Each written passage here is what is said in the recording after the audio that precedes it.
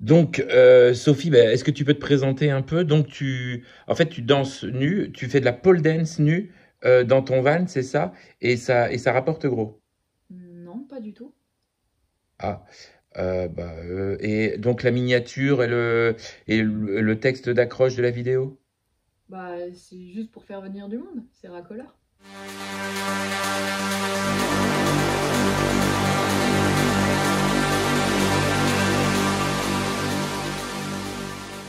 Bonjour, nous sommes Sophie et Stéphane.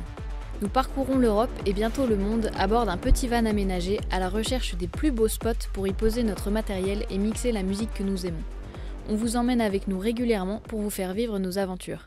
C'est parti! Bon, on va se marrer avec les miniatures. Il paraît que pour faire des vues, il faut une miniature qui bastonne et un titre d'enfer. Donc, plutôt que de chercher des trucs, de faire semblant d'eux, etc., on va mettre les pieds dans le plat. On sait ce qui marche, c'est elle vit seule. Greg, il a fait, seul, à 21 ans sur sa montagne, 3 millions de vues. L'autre de Voyage, il a fait, elle vit seule dans son fourgon, 2,9 millions de vues. Et nous, notre meilleure vidéo, il y avait nu dans le titre. Donc, lap dance, top dance, c'est quoi? Pole dance. Seul, nu dans son van, on devrait cartonner. Donc, si vous êtes abonné, vous vous en foutez. Hein. Vous savez que c'est une vidéo, donc qui n'aura rien à voir avec les miniatures dorénavant. Donc, mais je pense que si vous nous aimez bien, en général, vous regardez les vidéos. Et puis, l'idée, c'est que ça attire du monde. Donc, on va se faire incendier. Mais nous, on n'en a rien à foutre parce que les autres se font incendier. C'est pour ça qu'ils n'osent pas vraiment. Ils font racoleur, mais sans oser dire. Nous, on balance le tout. On est au magasin pour faire nos plaques parce qu'on a enfin eu l'immatriculation.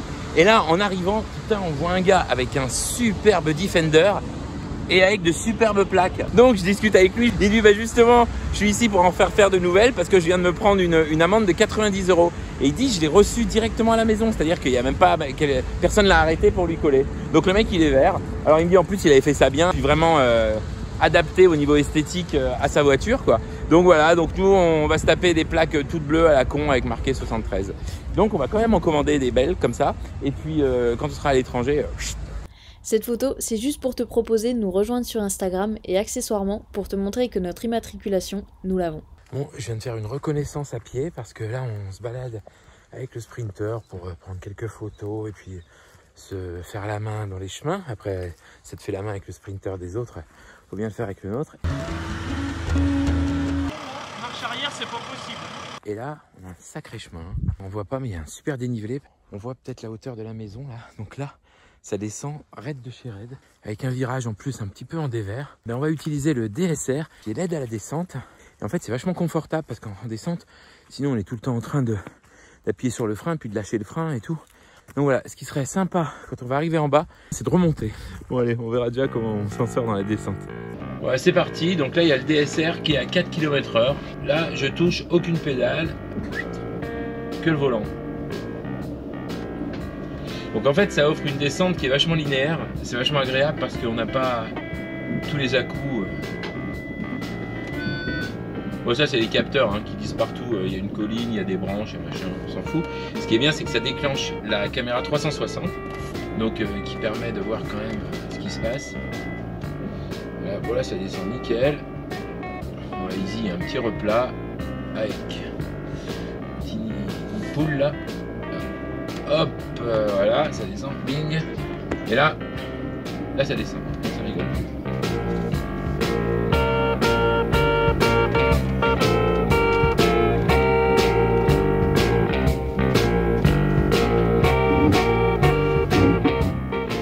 Là, c'est les freins qui se mettent en marche pour vraiment faire fonctionner le DSR.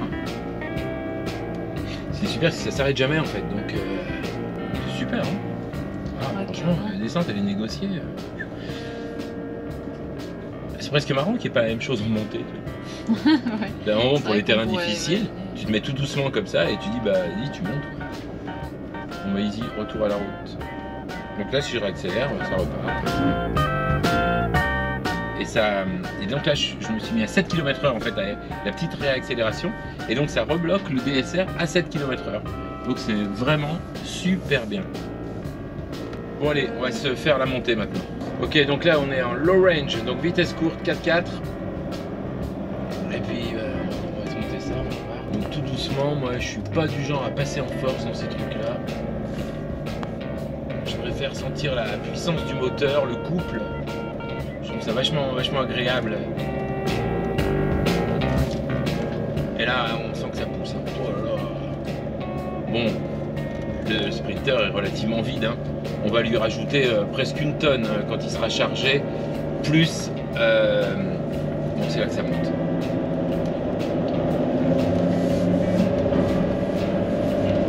Donc là, c'est les pneus qui font le boulot, hein, parce qu'on se doute que le moteur, lui, il grimpe aux arbres. Bon, bah, c'est passé nickel, encore une fois. Comme pour rire. Hop. Ouais, donc on va rajouter une tonne à peu près entre l'aménagement qui n'est pas terminé, la batterie, là, elle a été enlevée, et puis, donc, bien sûr, tout ce qu'on a à charger. On fera un point exact. Bon, et ben c'est super. Et puis donc pour Laurent, puisque tu penses que il faut toujours que tu fasses des petits footings là pour aller poser et rechercher tes caméras, bah tu vois, il va falloir que je les fasse aussi parce que Sophie trouve qu'il fait trop froid pour descendre, donc elle me sert absolument à rien. Et c'est cette chanson de Brassens où il dit les filles c'est comme ça. Et ben voilà, les filles c'est comme ça. C'est-à-dire que Sophie, elle a jamais conduit le Sprinter et que là je voudrais faire 2-3 images dans le chemin. Et donc elle trouve qu'il fait trop froid. C'est vrai qu'on est en plein soleil, moi je crève de chaud. Pour sortir du van. Donc c'est elle qui va conduire et je vais la filmer. Non mais je te jure, les filles c'est comme ça. Puis j'ai déchiré sa robe sans l'avoir voulu.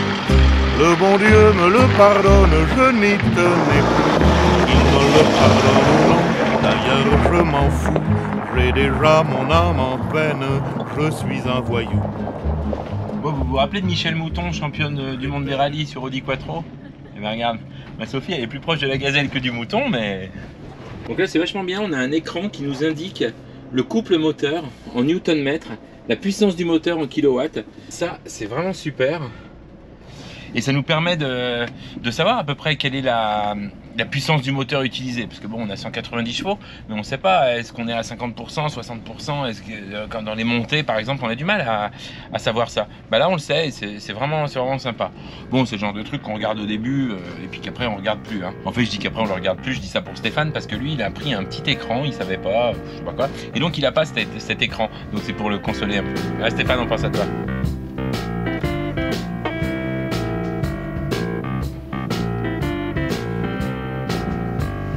Bon alors Sophie, le off-road. Je vais pas être faire confiante, hein, je t'avoue. Bah franchement c'est nickel hein. Là, stop. Regarde, lecture de trajectoire, tu veux passer où? À gauche. C'est-à-dire que tu veux passer au-dessus de la pierre là? Ouais. Tout à gauche là? Ouais, tout à gauche. Alors, ouais ok. Moi je serais passé de l'autre côté, j'aurais laissé la pierre entre les deux, en me disant qu'on est peut-être un peu large pour passer là. Ouais. Mais, j'ai pas d'avis. Mais moi je serais passé là, ouais. Tu vois? Bah vas-y, tu veux le faire? Non, vas-y, tu vas le faire. Mais tu vas le faire nickel. Quoi, tu veux que je passe à droite? Mais bien sûr. Hop,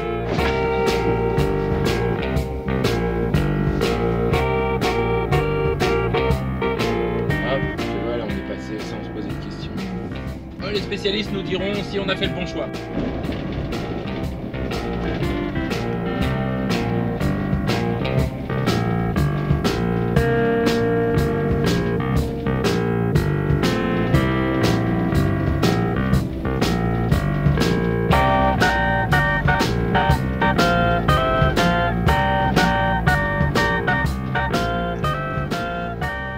Retour à la route.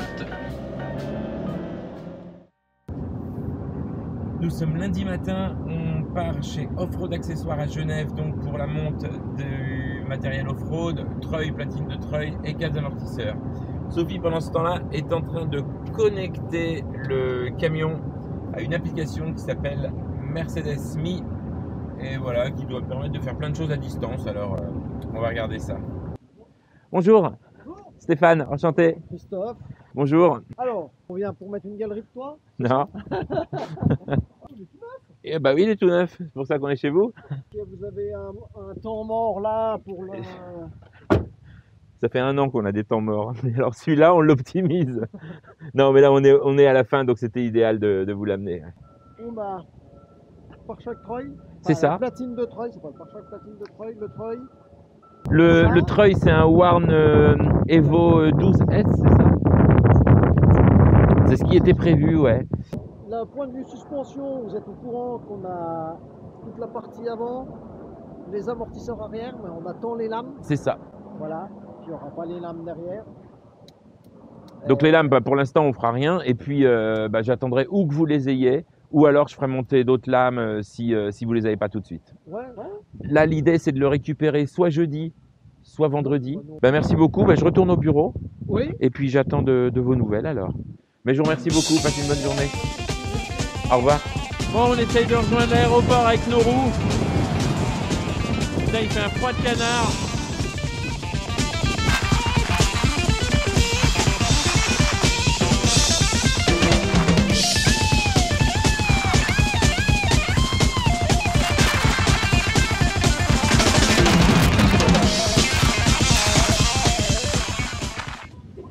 Bon, après 2 heures d'attente à l'aéroport, ça y est, on est enfin dans Flixbus qui va s'arrêter un peu partout, donc il va mettre 2 heures pour arriver à Chambéry.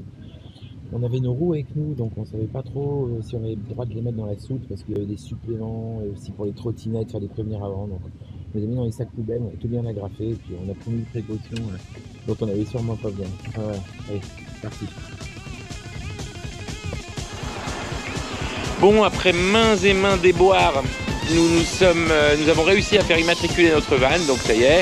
Il faudra maintenant passer au service des cartes grises et des plaques d'immatriculation. Mais là, Genève nous a appelés, les travaux sont terminés. Alors les premiers petits travaux, hein, uniquement le seuil, les suspensions et les butées. Et donc on va prendre un bus Blablacar, on a l'impression d'avoir 18 ans, pour rejoindre Genève et pouvoir récupérer le van.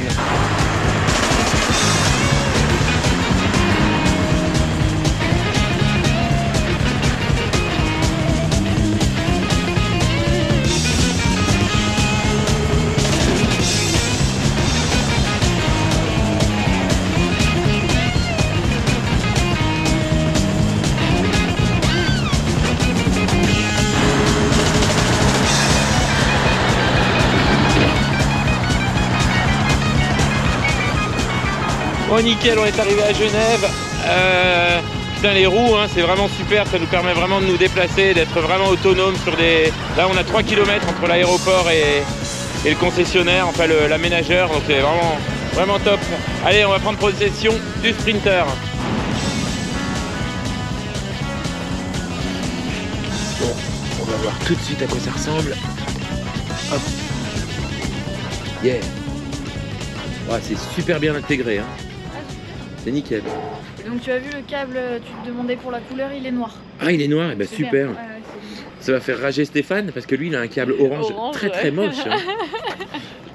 très moche. On voit que celui-là est un petit peu plus haut, hein. C'est le Stage 6.3 de chez Van Compass, donc qui permet une petite réhausse qui coûte une fortune. C'est Laurent qui avait pensé faire une réhausse. Bon, Alrad Igo, ça c'est des trucs allemands, c'est des tueries, ça passe partout. Il y en a un autre ici aussi. Un peu comme le nôtre, c'est un Himmer, ça doit être un Grand Canyon ou quelque chose comme ça.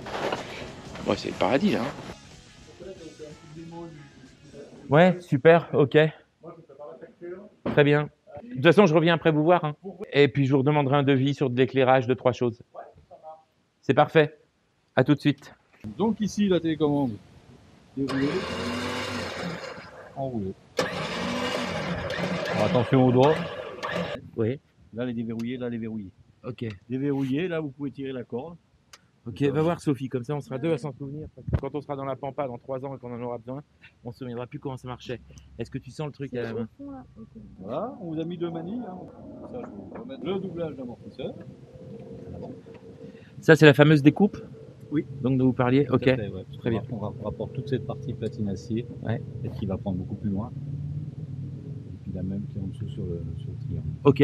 J'ai vu, il n'y a que les amortisseurs arrière qui sont réglables. Ils sont réglables, tout à fait. Ceux-là, ils sont tarés pour le véhicule. Ouais. Donc il n'y a pas de réglage. D'accord. D'accord. Est-ce qu'il y a un manuel ou un petit guide d'utilisation par rapport à la détente et à la compression? Alors ça, il faut que je le chope. Je l'ai pas, il ne le donne pas avec. Le réglage en 7 points, c'est lequel? Ça, c'est le détente. D'accord. A priori, alors moi, tout ce que j'ai vu là-dessus, c'est que les mecs, ils se servent juste de la compression. En fait, 1 en off-road, 2 tous les jours, et si vraiment ils font un grand trajet en autoroute, 3.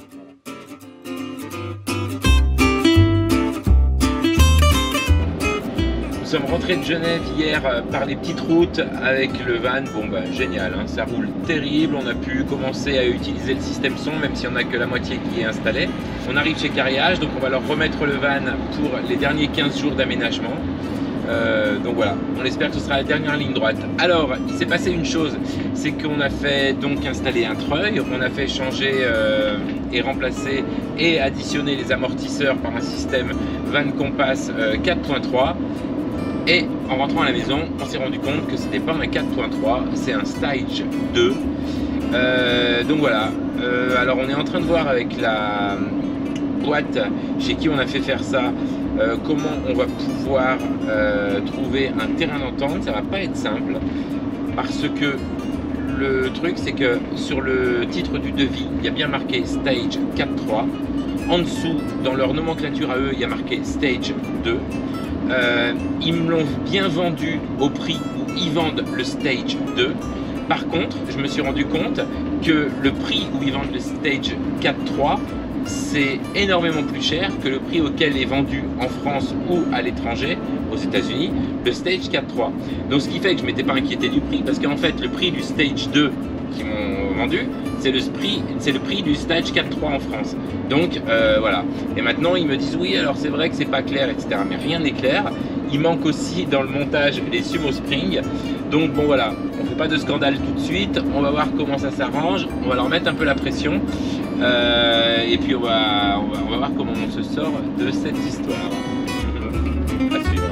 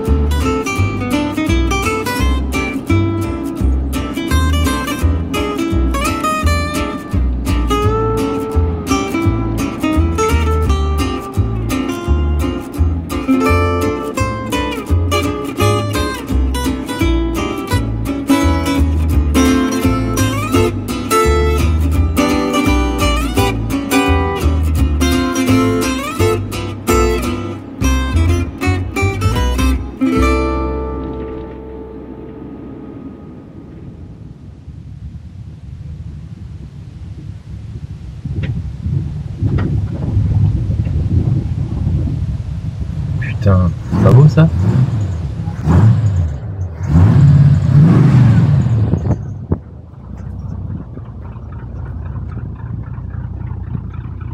Bon, ça y est, on laisse notre Sprinter là-bas. La prochaine fois, dans 15 jours pile, on le récupère.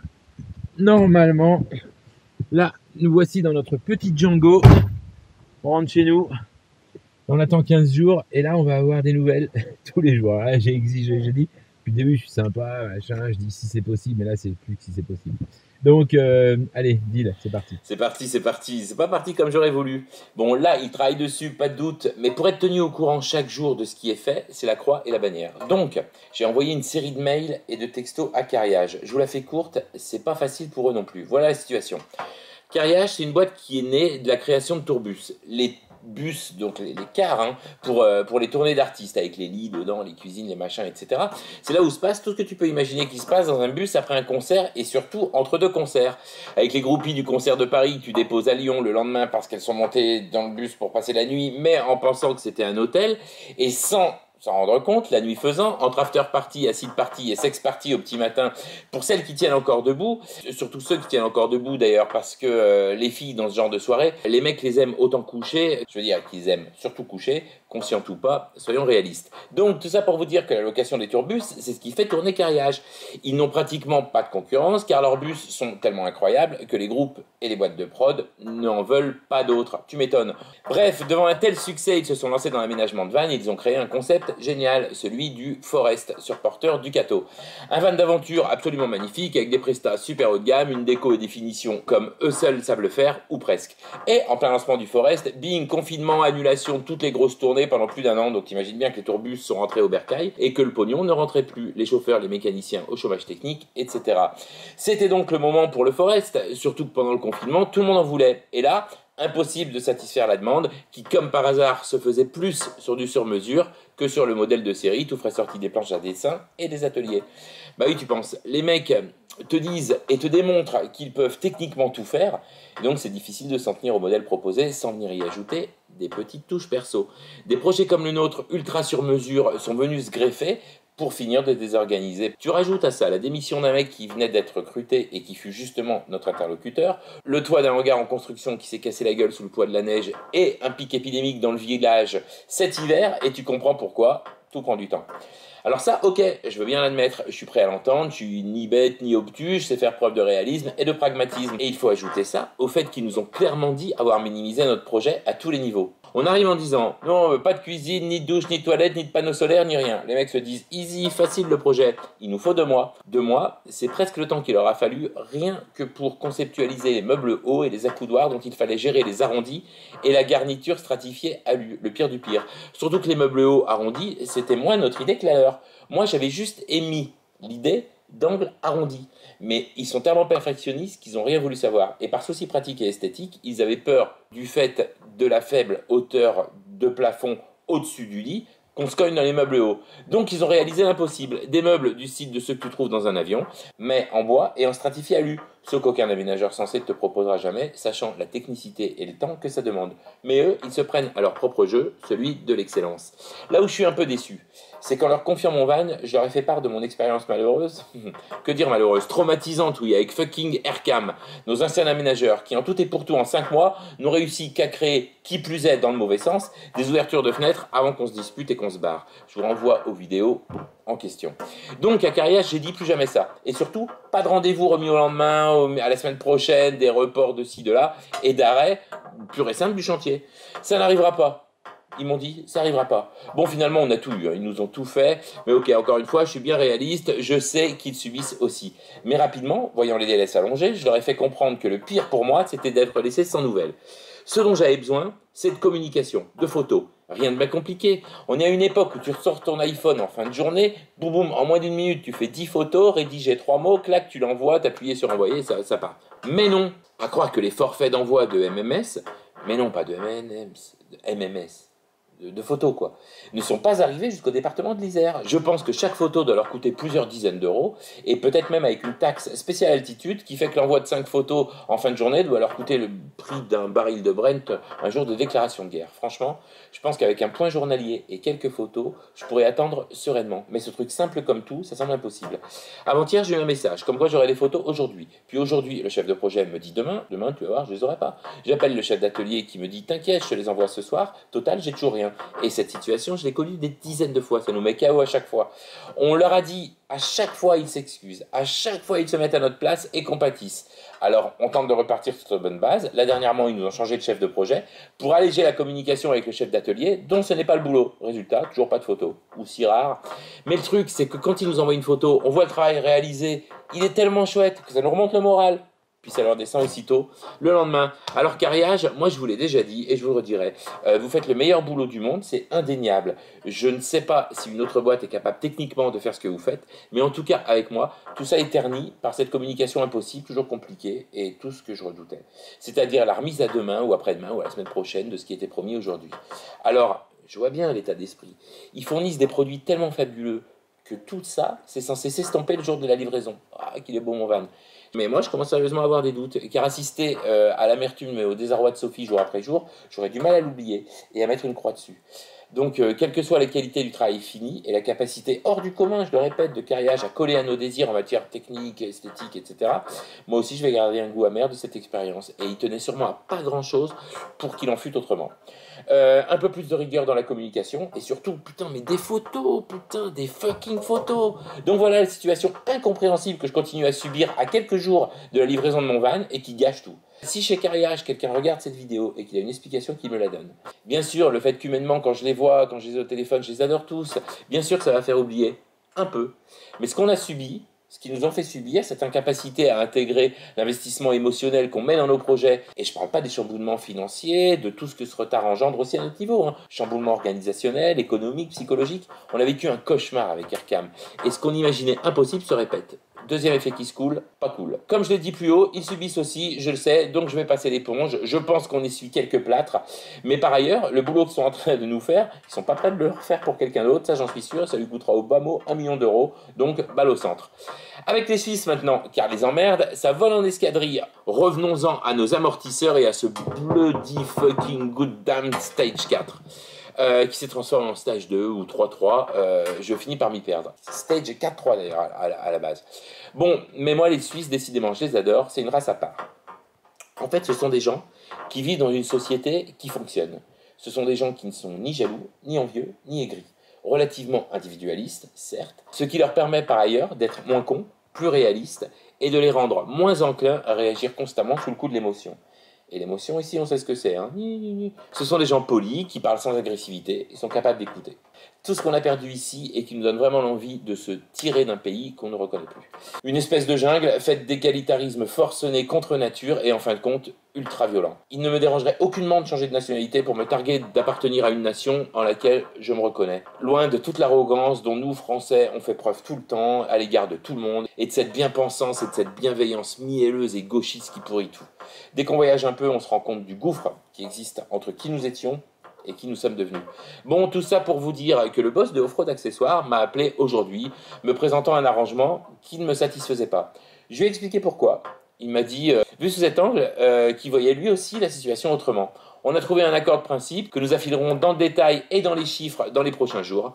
Voilà, avec n'importe qui, ça aurait été la guerre. Et là, ça a été discussion intelligente et courtoise pour un accord qui nous satisfait tous les deux.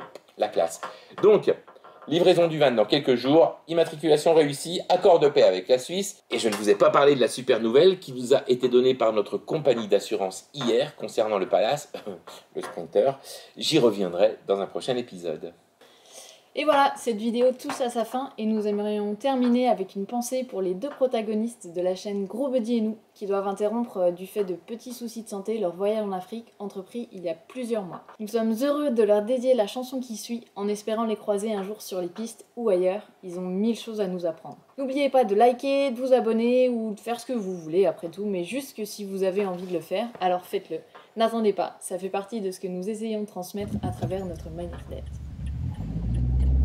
Et dis donc, t'as vu les tracas de la chaîne Gros Buddy concernant le rapatriement du camion? Ouais, j'ai vu ça. Mais ouais, je me suis dit qu'elle aurait pu, elle, rester et garder le camion, et puis lui, faire un aller-retour. Si ça dure plus longtemps que prévu?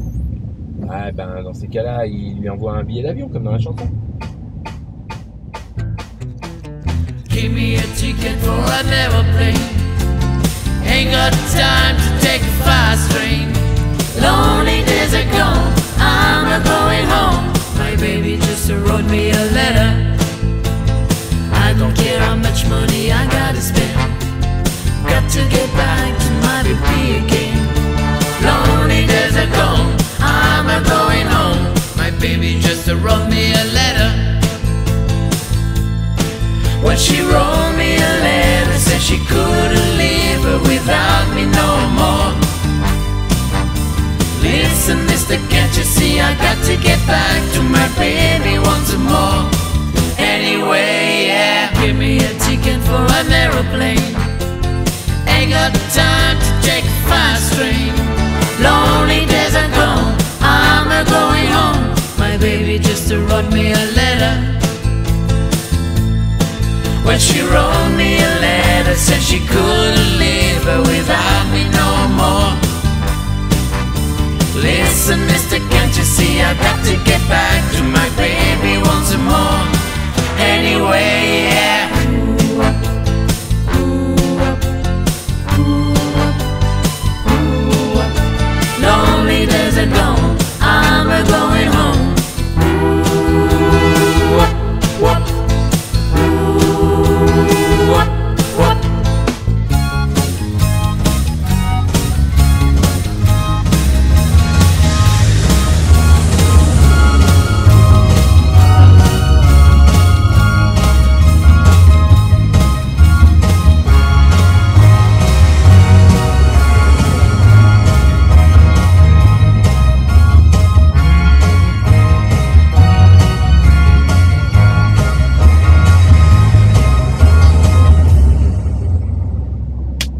Yes.